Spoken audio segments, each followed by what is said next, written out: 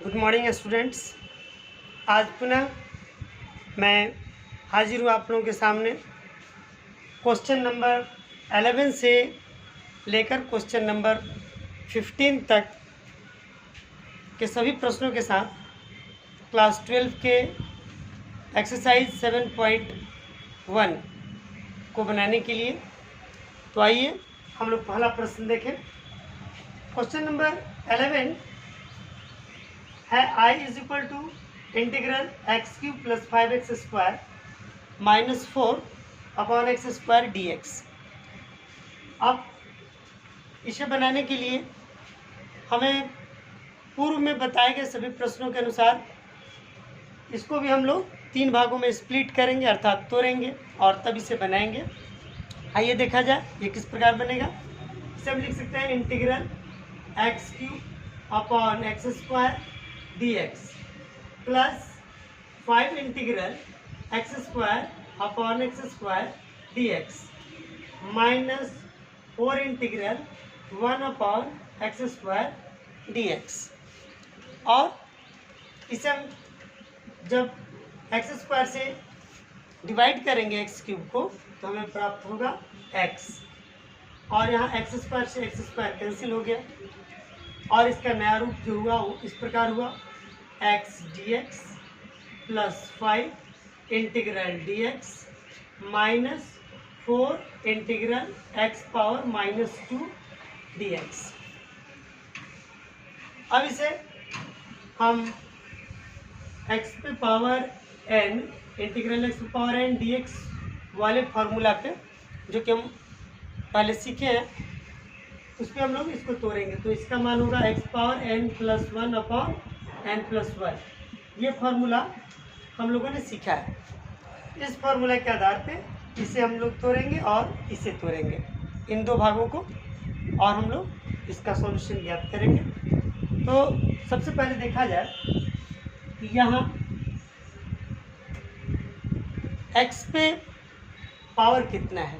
X पे power यहाँ पे है 1, तो इसे हम लिख सकते हैं कितना, x power 1 plus 1 upon 1 plus 1 plus 5 into integral d x का मान हो गया एक्स और plus 4 into x power minus 2 plus 1 upon minus 2 plus 1 plus c, और ये हो जाएगा x square by 2 plus 5x minus 4 into x power minus 1 upon minus 1 plus c. और यहाँ का माइनस और यहाँ का माइनस दोनों जब एक दूसरे से मल्टीप्लाई जो हम माइनस को करेंगे तो इसका मान प्लस में आ जाएगा। और इस प्रकार ये हम लिख सकते हैं इसे x square by 2 plus 5x plus 4 into x power minus 1 plus c, जो कुछ इस प्रकार होगा is equal to x square by 2 plus 5x plus 4 into 1 by x plus c, that is equal to x square by 2 plus 5x plus 4 upon x plus c. और इस तरीके से ये हल हुआ क्वेश्चन नंबर 11 का। क्वेश्चन नंबर 12 की ओर चलते हैं। क्वेश्चन नंबर 12 है I is equal to integral x plus 3x plus 4 upon root under x d x. अब इसे हम इस प्रकार लिख सकते हैं integral x cube upon root under x plus 3 d x plus 3 integral x upon root under x d x plus 4 integral 1 upon root under x d x is equal to, अब चलिए यहाँ पे x पे power 3 लिख सकते हैं upon नीचे कितना हो जाएगा जी, x पे power 1/2 dx plus 3 integral x upon x power 1/2 dx plus 4 integral 1 upon x की पावर 1/2 dx। अब हमें पता है कि डिवीज़न में अर्थात भाग में पावर का मान घट जाता है, तो इसे हम इस प्रकार लिख सकते हैं integral x power 3 minus 1/2 dx plus 3 integral x power 1 minus 1/2 plus 4 integral x power minus 1/2 dx। यहाँ भी dx रहेगा। तो आगे का जो स्टेप होगा हमारा ये होगा I is equal to x power 3 minus 1/2, तो इज इक्वल टू होगा 5/2 dx plus 3 integral x power 1/2 dx plus 4 integral x power minus 1/2 dx। और इसे हम आगे इस प्रकार लिख सकते हैं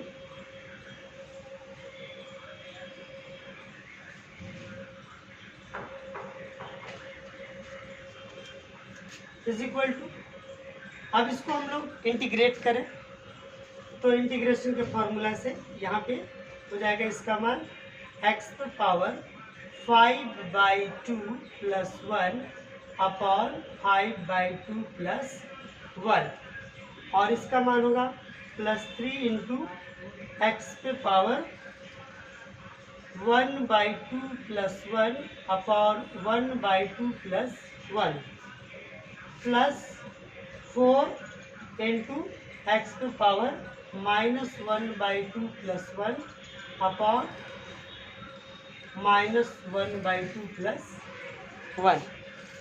और इसको हम लोग लिख सकते हैं x और 5/2 प्लस 1 को अगर हम लोग सॉल्व करें तो आ जाएगा 7/2 upon 7/2 plus 3 into x power 3/2 upon 3/2 plus 4 into x power 1/2 upon 1/2 plus c।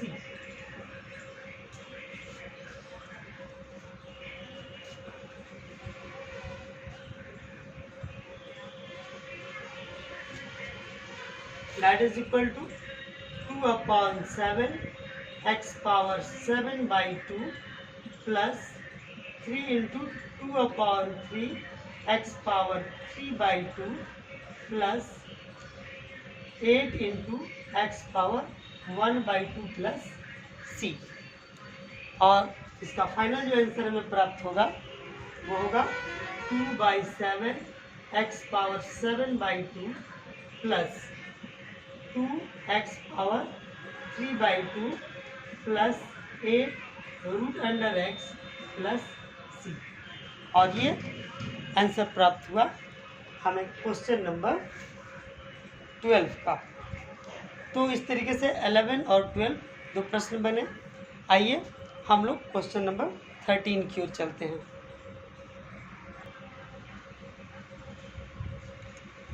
Question number 13 इस प्रकार है I is equal to integral x cube minus x square plus x minus 1 upon x minus 1 dx। अब इसे हल करने के लिए हमें सबसे पहले इसका फैक्टर निकालना होगा, गुणनखंड निकालना होगा। तो आइए इसका फैक्टर निकालते हैं। इसे हम लिख सकते हैं, यहाँ से हम लोग कॉमन के रूप में एक्स स्क्वायर ले सकते हैं। तो इसका नया रूप जो हो जाएगा वो इस प्रकार होगा x square into x minus 1 plus 1 into x minus 1 upon x minus 1 dx। इसे हम लिख सकते हैं x square plus 1 into x minus 1 upon x minus 1 dx। यहाँ x माइनस 1 से x माइनस 1 कैंसिल हो जाएगा और हमें प्राप्त होगा I is equal to integral x square plus 1 dx। और इसे अब दो भागों में स्प्लिट करके हम इसका मान ज्ञात कर सकते हैं। ये होगा integral x square dx plus integral dx। अब इसे हम लिख सकते हैं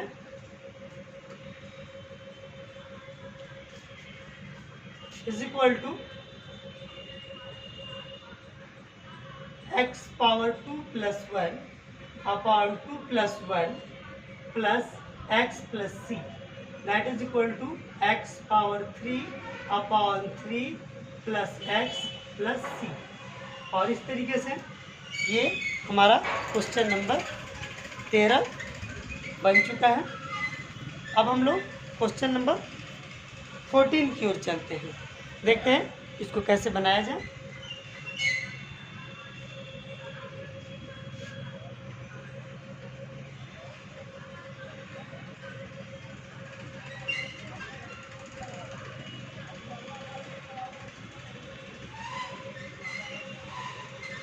question number 14,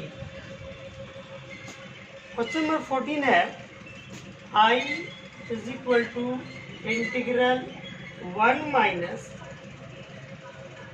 x root under x dx। अब इसे हम इस प्रकार सॉल्व करेंगे, इंटीग्रल रूट अंडर एक्स से dx minus integral x into root under x dx। Integral x power 1/2 dx। Root under x को हम लोग 1/2 पावर मानते हैं। जैसे कहीं पे लिखा जाए 2 की पावर 1/2, इसका मतलब क्या होगा रूट अंडर 2। अगर हमने लिखा x की पावर 1/2, इसका मतलब होता है रूट अंडर x। तो यहाँ रूट अंडर एक्स को हम लोग x पावर 1/2 dx के रूप में लिख सकते हैं। अब हमें ये भी मालूम है कि अगर गुना किया जाए तो घात जुड़ जाते हैं, मल्टीप्लिकेशन में पावर्स जो हैं ऐड होते हैं। तो यहाँ पे x पे पावर 1 है और यहाँ पे x पे पावर 1/2 है, तो ये दोनों ऐड हो जाएंगे, यानी कि इसका जो नया रूप होगा वो ऐसे होगा x पावर 1 प्लस 1/2 dx। अब ये हमें प्राप्त हुआ integral x power 1/2 dx minus integral x power 3/2 dx। और इसे अब हम इंटीग्रेशन के फॉर्मूला पे सॉल्व कर लेंगे। तो हमें प्राप्त होगा x power 1/2 plus 1 upon 1/2 plus 1 minus x power 3/2 plus 1 upon 3/2 plus 1 plus c. तो अब इसे हम लिख सकते हैं एक्स पावर कितना 3/2 अपॉन 3/2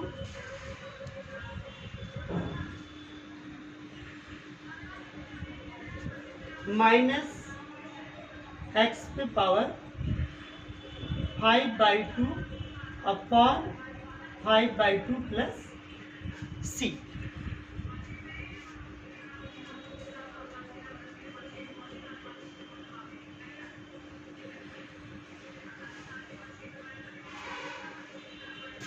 जो कि बराबर होगा किसके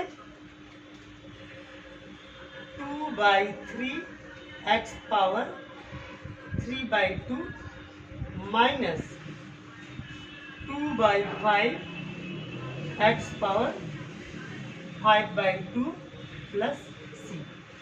और ये सॉल्यूशन हुआ क्वेश्चन नंबर 14 का। आज का अंतिम प्रश्न क्वेश्चन नंबर 15 के रूप में अब हम लोग सॉल्व करेंगे। आइए देखा जाए क्वेश्चन नंबर 15 को।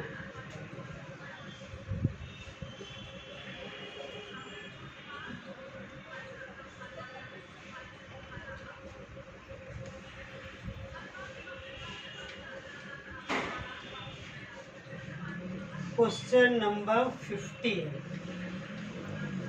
क्वेश्चन नंबर 15 है I is equal to integral root under x into 3x square plus 2x plus 3dx।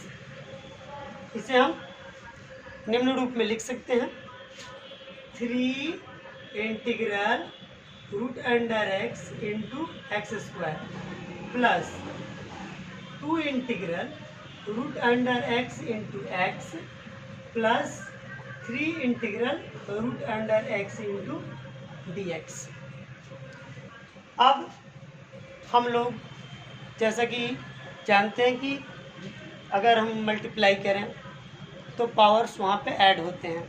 तो यहाँ पे x में पावर 1/2 है और यहाँ पे x स्क्वायर है, तो यहाँ दोनों पावर ऐड होंगे। तो इसको हम इस प्रकार लिख सकते हैं 3 integral x power 1/2 plus 2 plus 2 integral x power 1/2 plus 1 plus 3 integral x power 1/2 और सभी जगह यहाँ पर dx लगा रहेगा dx। तो इसका मान जो प्राप्त होगा वो इस प्रकार होगा 3 integral x power 5/2 dx plus 2 integral x power 3/2 dx plus 3 integral x power 1/2 dx, जो कि बराबर होगा किसके 3 into x power 5/2 plus 1 upon 5/2 plus 1 plus 2 into x power 3/2 plus 1 upon 3/2 plus 1 plus 3 into x power 1/2 plus 1 upon 1/2 plus 1। अब इसे हम इस प्रकार लिख सकते हैं अगले स्टेप में।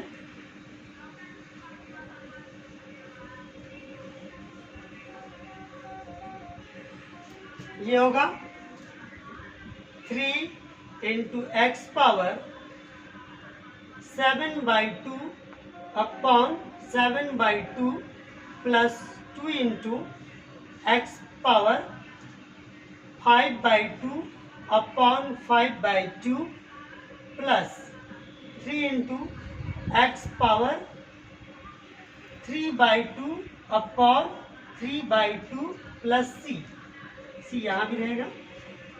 और इस प्रकार जो फाइनल आंसर हमें प्राप्त होगा वो इस प्रकार होगा 3 into 2/7 x power 7/2 plus 2 into 2/5 x power 5/2 plus 3 into 2/3 x power 3/2 plus c. इसे हम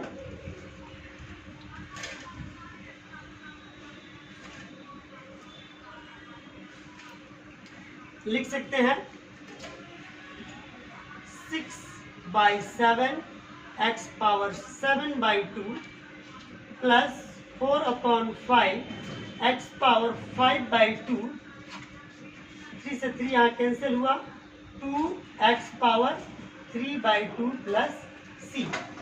इस प्रकार हम लोगों ने अपने सभी 15 प्रश्नों को बना लिया है। आप लोगों ने बहुत धैर्यपूर्वक मेरे सभी प्रश्नों को देखा, इसके लिए आप सभी को बहुत बहुत धन्यवाद।